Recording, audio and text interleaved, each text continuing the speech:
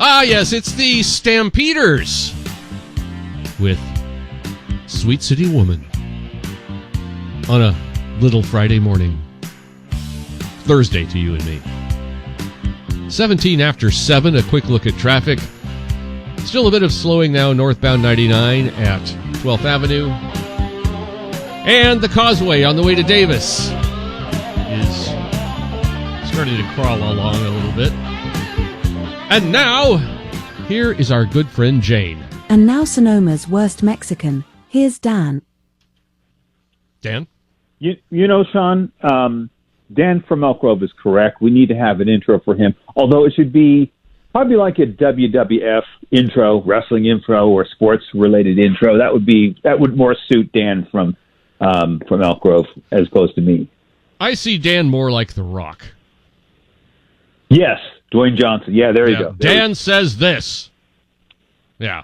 Who played a fantastic Black Adam character in the movie was a year or so ago. Fantastic, and it should have been followed up on, but it wasn't. So that's another story, completely unrelated to what we're talking about.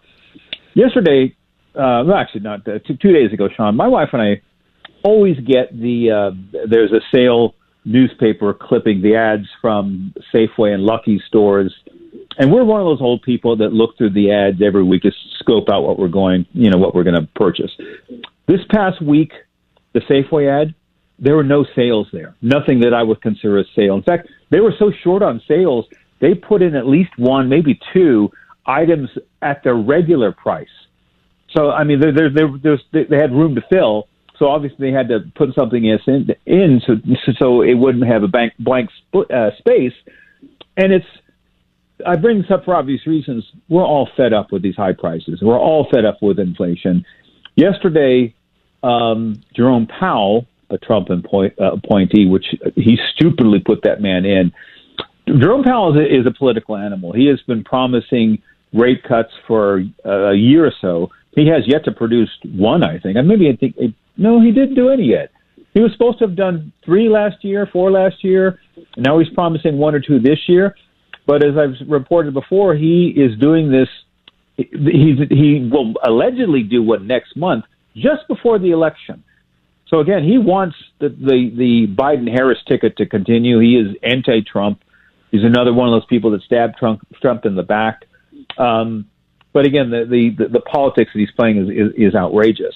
But this is a major, major talking point that President Trump needs to focus in on, because he shouldn't go to these.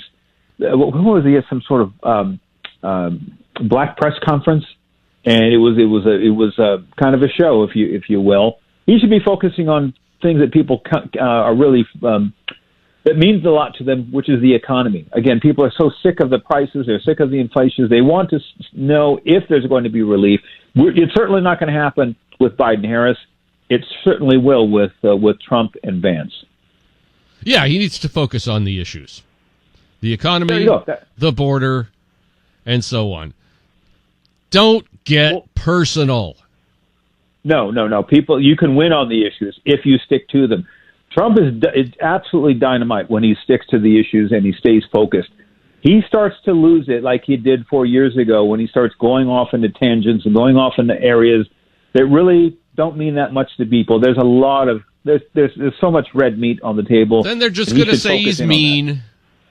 And of course. We're going to wind up with cackles. Well, again, NEPADS is avoiding the press because, again, she has nothing to talk about. She was interviewed sometime last week, and she was asked a very direct question: what are you going to do about inflation? And you should see, I saved the video. You should see the videos, hear her response. She literally could not answer the question. Basically, what she was doing was repeating the same question that was thrown at her. She had no answers whatsoever. Why she wants to debate Trump with this sort of mindset, I don't understand. But again, I don't trust this group, and nobody should. But I think Trump's best weapon is to stay with the foreign policy. Well, pardon me, inflation first, the border, and then foreign policy, because the Biden-Harris team has fumbled and destroyed, any what would you call it? Any trust with the American public for everything that they've done.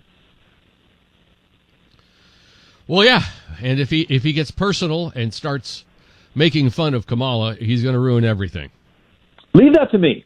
I will make fun of Kamala and save him the time to do that. Again, Madam D-pads, that speaks for itself. So, hey, you know, one thing we haven't talked about, J.D. Vance. What about him? Dumb choice. I'm not that impressed. I don't. No. I mean, there would have been a worse choice, Doug Burgum. That was the media's pick. Thank God he didn't pick him. But Vance, what's so special about this guy? Nothing. And they might as well have picked you, Dan. Hey, that I would have had so much fun doing that. Hey, let me leave you with a scary thought. What if Madam E-Pads picks Michelle Obama? I can't see an Obama playing second fiddle. I'm hoping you're right, but that would excite the ticket. And I don't think they're going to pick a woman either, if she is a woman. Tell you what, let's have some fun with this tomorrow. The what if game. Let's have some fun no matter what. Absolutely. With something. I think the pick will happen tomorrow, by the way, on a News Dump Friday. Indeed. Dan, I'm out of time. Thanks, bud. Talk to you tomorrow. Talk to you later. 23 after 7, 98 this afternoon with sunshine.